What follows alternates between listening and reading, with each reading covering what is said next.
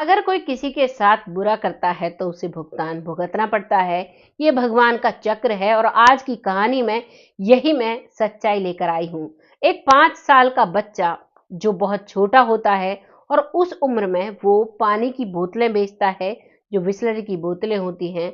और एक करोड़पति पति पत्नी साथ में गाड़ी में बैठे हैं और उस बच्चे के 5 बोतलों के वो पैसे नहीं देते हैं। वो फरार हो जाते हैं। वो बच्चा उसकी वजह से मार खाता है और जब मार वो खा रहा था तो वो बहुत जोर-जोर से रो रहा था और भगवान से कह रहा था कि भगवान, उन 5 बोतलों के पैसों से उनकी तो इतनी बड़ी गाड़ी थी। वो बच्चा नहीं समझता था करोड़पति क्या होता है, गरीब क्या होता है। उसे काम करना था पेट भरने के लिए और उस बच्चे का जो दिल था वो बहुत जोर से दुखता है। जब उसका दिल दुखता है और उसकी आत्मा रोती है, तो उसका भुगतान इस तरीके से उसे भुगतना पड़ता है उन लोगों को जो लोग 5 बोतलों के पैसे नहीं देते हैं। उनका करोड़ों का कारोबार मिट्टी में मिल जाता है। आइए जानते हैं इस सच्चाई को। नमस्कार, मैं महक चौधरी।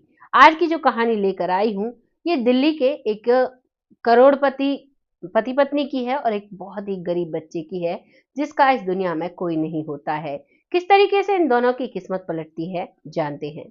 दिल्ली के एक रेस्टोरेंट में एक छोटा सा बच्चा काम करता है। दरअसल वो बच्चा अनाथ है। उस बच्चे का नाम रोहन है। रोहन जिसका कोई नहीं है, वो अपना पेट भरने के लिए एक रेस्टोरेंट में रहता है, छोटा सा है। 5 साल का बच्चा, आप भी समझते हो कितना होता है। 5 साल के बच्चे से 2 से 3 बोतलें चलती हैं। बड़ी मुश्किल से वो लेकर जाता है और उन्हें और एक दो उसके साथ पॉलिथीन्स में पैक जो पानी होता है वो होता है और एक दो कुरकुरे चिप्स की पैकेट होती है। नन्हे नन्हे हाथों से, छोटे छोटे कदमों से वो रोड के किनारे खड़ा हो जाता है और जब कोई गाड़ी आकर रुकती तो उनसे कहता कि साहब, बोतल ले लो। ये बोतल कितने रुपए की है वो भी बताया करता और उनसे पैसे ले लिया करता। धीरे धीरे वक्त निकल रहा था। उस बच्चे को पढ़ना भी बहुत अच्छा लगता था। जब वो बच्चों को स्कूल जाता हुआ देखता, वो सुबह-सुबह पानी की बोतल बेचा करता और वो बच्चे स्कूल जाया करते तो उसे बहुत, बहुत ही अजीब लगता। उसे ऐसा लगता कि काश मैं भी पढ़ने जा सकूँ। लेकिन ये सब बात मन ही मन होती है और एक दिन जब वो पानी की बोतलें बेच रहा था, उस दिन उसके हाथ में और कुछ नहीं था। वो मुश्किल से 5 बोतलें उठा पाता है और बस अपने रेस्टोरेंट से थोड़ी ही दूरी पर खड़ा हुआ था रोड के किनारे। तभी एक गाड़ी में पति-पत्नी आते हैं और वो रोड साइड खड़े हुए होते हैं। वो उनसे कहता है कि बाबूजी, बोतल ले लो पानी की, आपके काम आएँगी। तभी वो बाबूजी कहता है कि हमें बोतल नहीं चाहिए। लेकिन उसकी पत्नी कहती है कि हमें तुमसे बोतलें क्यों खरीदें, हमको बोतल लानी होंगी तो ये सामने रेस्टोरेंट है, हम इससे ले लेंगे। तभी वो छोटा-सा बच्चा रोहन कहता है कि मैम, ये बोतलें उसी रेस्टोरेंट की हैं। मैं तो यहाँ पर काम किया करता हूँ, इसके बदले मुझे खाना मिल जाया करता है और कुछ पैसे मिल जाते हैं, बस इसीलिए मैं ये आपको देना चाह रहा हूँ। तभी उसका पति कहता है कि ठीक है, लाओ तुम्हारी सारी बोतलें ले लेते हैं। और उससे कहता है कि ठीक है, 4 कुरकुरे के पैकेट और लेकर आओ और उसके बाद अपनी ये बोतलें का पैसे जो हैं वो भी ले लेना और कुरकुरे के पैसे भी ले लेना।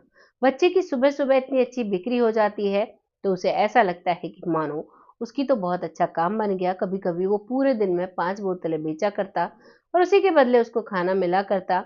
लेकिन आज वो बहुत खुश था। वो खुशी-खुशी में उस रेस्टोरेंट में जाता है और अपने मालिक से कहता है कि साहब, उन लोगों ने 5 बोतलें ले ली हैं और अब वो 4 कुरकुरे के पैकेट मँगा रहे हैं, आप जल्दी से दे दीजिए। तभी वो रेस्टोरेंट मालिक कहता है कि कौन है वो लोग जिन्होंने एक साथ 4 बोतलें वो भी सुबह-सुबह खरीद ली। वो अपनी उँगली करता है उस गाड़ी की तरफ, लेकिन जब रेस्टोरेंट मालिक देखता है तो वो वहाँ पर किसी को भी नहीं देख पाता है। दरअसल वो पति-पत्नी भाग चुके थे उस बच्चे की उस 5 बोतलों को लेकर। उन्होंने उसे पैसे भी नहीं दिए थे। तभी रेस्टोरेंट मालिक कहता है, कहाँ है? तुम झूठ बोल रहे हो, कोई भी वहाँ पर नहीं है। और वो बच्चा भी देखता है तो वहाँ कोई नहीं है।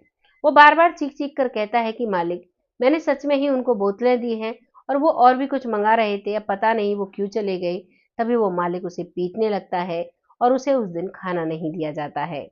जब उसे खाना नहीं मिलता है तो रात को पिटाई खाने के बाद वो रात को लेटा-लेटा सोच रहा था कि उन 5 बोतलों की वजह से वो लोगों के पास कितने पैसे बढ़ जाएँगे।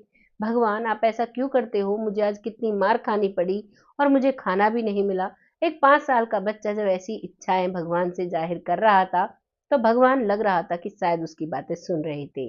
और अब वो ऐसे ही अपना काम रोज की तरह करने लगता है। उस दिन की कमाई में से उन बोतलों की कमाई कट चुकी थी, उसे खाना तक भी नहीं मिला था। दूसरा दिन होता है, फिर से अपना काम करना शुरू करता है और ऐसे ही कर जब वो बोतलें बेच रहा था तो वहीं पर एक बाइक आकर रुकती है। वो बाइक वाला आकर रुकता है तो वहां पर वो उसे पानी देने के लिए रोहन भागता है, लेकिन वो बाइक वाला वहां पर बाइक रुकते ही जमीन पर गिर जाता है। और जैसे ही वो जमीन पर गिरता है तो रोहन चीखता है, चिल्लाता है, सबको मदद के लिए बुलाता है कि अंकल गिर गए, अंकल गिर गए। लेकिन कोई भी नहीं सुनता है। दुनिया इतनी व्यस्त थी अपने अपने कामों में, सभी वहां से निकलने लगते हैं। तभी रोहन के पास जो बोतलें थी, कुछ चिप्स के पैकेट थे, उन सभी को रोड के साइड में लगाता है जिससे कि गाड़ियां इसे देखकर बच के निकलें। और वो उन्हें जगाने लगता है, लेकिन वो नहीं जगते हैं। तभी वो अपनी बोतलों में से एक बोतल लेता है और उनके चेहरे पर डालता है। जैसे ही उसके चेहरे पर डालता है तो वो व्यक्ति जग जाता है बेहोशी से और वो देखने लगता है कि तुम कौन हो। तो वो बताता है कि साहब, मैं यहाँ पर पानी बेच रहा था, आप गिरे तो मैंने काफी बार लोगों को बुलाया, लेकिन कोई भी मदद के लिए नहीं आया। दुनिया बहुत मतलबी है। ऐसे एक छोटा सा बच्चा जब बात कर रहा था तो इस बात को देखकर अब वो बहुत हैरान था। वो कहता है कि आपने मुझे बचाया, बहुत बहुत धन्यवाद। और धन्यवाद कहकर चलने लगता है। तभी रोहन कहता है कि साहब, मैंने आपके ऊपर पानी बिखेरा है, जो आपको होश में करने के लिए एक बोतल खोली थी। वो बोतल 20 रुपए की थी, आप मुझे 20 रुपए दे दीजिए, क्योंकि अगर ये पैसे मैंने जमा नहीं कराए तो शायद आज भी मुझे खाना नहीं मिलेगा। जैसे ही एक बच्चे से ऐसी बात वो सुनता है तो वो पूछता है, क्या तुम्हारा कोई नहीं है? तो वो कहता है कि हाँ, ना तो मेरे मम्मी है ना पापा है और मेरा कोई भी रिश्तेदार नहीं है। मैं इस रेस्टोरेंट में काम करा करता हूँ और उसी के बदले मुझे खाना मिलता है। तभी वो बाइक वाला व्यक्ति पूछता है कि तुम स्कूल नहीं जाते? तो वो कहता है कि नहीं, मैं स्कूल नहीं जाता, मैं तो बस ऐसे ही काम करके पेट भरा करता हूँ। बाकी मेरा मन भी करता है स्कूल जाने के लिए, लेकिन मैं नहीं जा पाता हूँ क्योंकि मेरे पास पैसे नहीं होते। तभी बाइक वाला व्यक्ति कहता है, क्या तुम स्कूल जाना चाहोगे? अगर मैं तुम्हें पढ़ाऊं तो क्या तुम पढ़ोगे? तो वो खुश हो जाता है, कहता है कि अगर आप पढ़ाओगे तो मैं पढ़ तो लूंगा, लेकिन आप बिना मतलब के मुझे क्यों पढ़ाओगे? बिना मतलब के तो एक बिस्किट का पैकेट भी नहीं मिलता और पढ़ने में तो बहुत पैसे खर्च होते हैं। किताबें चाहिए होती हैं, वर्दी चाहिए होती है और पेन कॉपी बहुत सारी चीजें चाहिए होती हैं। वो मुस्कुराने लगता है वो व्यक्ति। अब उससे पूछता है कि चलो मैं तुम्हें लेकर चलता हूँ, और फिर रेस्टोरेंट की तरफ जाता है और कहता है रेस्टोरेंट मालिक से कि अगर आपको कोई परेशानी ना हो तो इस बच्चे को मैं ले जाना चाहता हूँ, इसको मैं पढ़ाना चाहता हूँ, भरपेट खाना खिलाना चाहता हूँ। तो रेस्टोरेंट मालिक कहता है कि ले जाइए, हमारे पास तो रोज ऐसे बच्चे आते हैं, ये जाएगा दूसरा आ जाएगा, मेरा काम तो ऐसे ही चलता रहेगा। वो इस हिसाब से उससे बात करता है। रोहन वहां पर अपनी कुछ छोटी मोटी चीजें थी, कुछ कपड़े थे, छोटे छोटे चप्पल जूते थे, उन सभी को उठाता है और उसके साथ चल देता है। अब वो जैसे ही उस बाइक सवार व्यक्ति के साथ जाता है तो वो बड़े से बंगले के पास बाइक रोकता है। तभी रोहन कहता है कि सब बाबूजी, ये क्या है, ये किसका घर है? तो वो बाबूजी कहते हैं कि बेटा, ये मेरा घर है और आज से ये तुम्हारा भी घर है। वो कहते हैं कि अगर आपके पास इतना बड़ा घर है तो आपके पास गाड़ी भी होगी, तो आज आप गाड़ी से क्यों नहीं गए?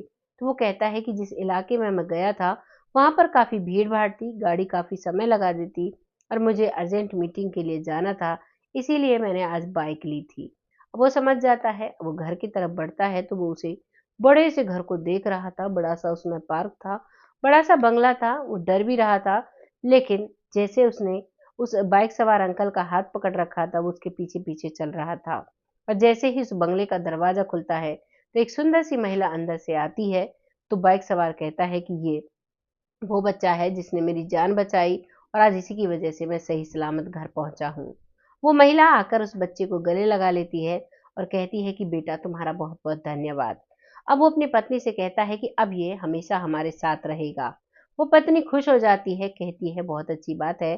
दरअसल वो पति पत्नी को करीबन 15 साल शादी को हो चुके थे। उनके पास दुनिया की हर खुशी थी, लेकिन उनके पास एक भी बच्चा नहीं था। और आज से वो रोहन को ही अपना बच्चा मान लेते हैं और अब रोहन को अपने घर में रखते हैं और उसका बहुत अच्छे स्कूल में एडमिशन कराते हैं और एक बेटे की तरह रखते हैं। उसकी सारी ज़रूरतें पूरी करी जाती हैं।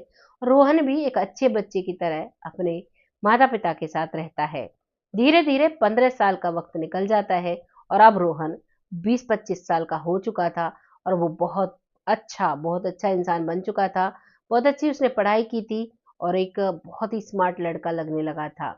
अब वो अपने पिता के बिज़नेस में हाथ बटाता है और बिज़नेस और फर्श से अर्श पर पहुँच जाता है। बहुत अच्छी तरक्की होती है। जब तरक्की होती है तो उनका प्रॉपर्टी डीलिंग का काम ज़्यादा होता है, यानी कि वो बहुत ज़्यादा ज़मीनें खरीदा करते और फिर उन पर बनाकर घर उनको बेच दिया करते। ऐसा प्रॉफ़िट का उनका काम होता है और तब उनकी एक मनोज नाम के प्रॉपर्टी डीलर से बात होती है। मनोज नाम का प्रॉपर्टी डीलर कहता है कि एक बहुत बड़ा फार्म हाउस है, सस्ते रेटों में मिल रहा है अगर आपको लेना है तो। तभी जो रोहन का पिता होता है वो कहता है कि रोहन को ले जाइए, रोहन उस जगह को देख लेगा और उसके बाद वो रेट तय करेगा, उसी में हम खरीद लेंगे।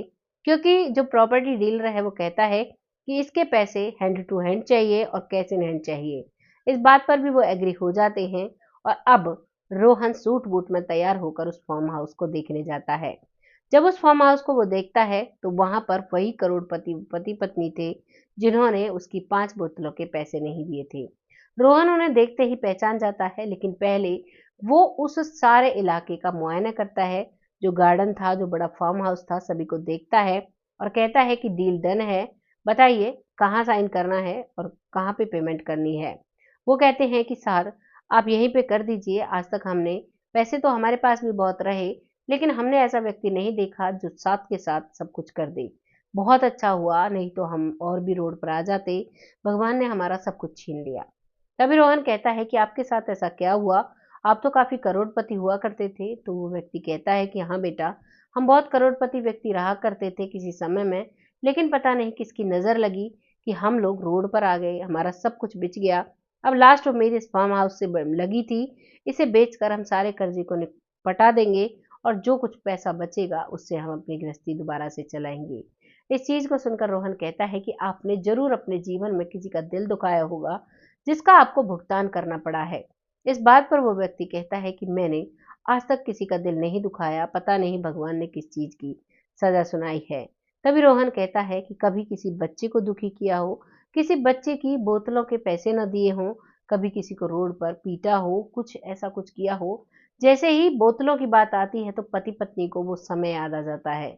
वो कहते हैं कि हाँ, हमने एक बच्चे की 5 बोतलों के पैसे नहीं दिए थे, लेकिन क्या उसकी वजह से इतना बड़ा हो जाएगा, हमने कभी सोचा नहीं था। आज अगर वो बच्चा मिल जाए तो हम उससे माफी मांगेंगे और उसे पैसे देंगे जो उसकी बोतलें हमने ली थी। लेकिन रोहन कहता है कि गया हुआ वक्त कभी वापस नहीं आता। मैं आपके सामने खड़ा हूँ, मैं ही वो बच्चा हूँ जिसके साथ आपने ये किस्सा किया था, जिसके पैसे आपने नहीं दिए थे। क्या आपको पता है आपकी वजह से मुझे बहुत मार पड़ी थी और उस रात मैंने खाना भी नहीं खाया था। इन बातों को सुनकर वो करोड़पति पति पत्नी की आंखों में आंसू आ जाते हैं और वो कहने लगते हैं कि हमें माफ कर दो। तभी रोहन कहता है कि मैंने तो आपको माफ कर दिया, क्योंकि आपको सजा ऊपर वाले ने दी है, तो ऊपर वाले से माफी मांगिए। तभी कहते हैं ना, इंसान के घर देर है अंधेर नहीं। हमें कभी भी कुछ गलत ऐसा नहीं करना चाहिए जिसका असर किसी के जीवन पर इतना बुरा पड़ जाए। आपको शायद पता नहीं, लेकिन मुझे बचपन से ही आपकी जो तस्वीर थी मेरी नज़रों में थी।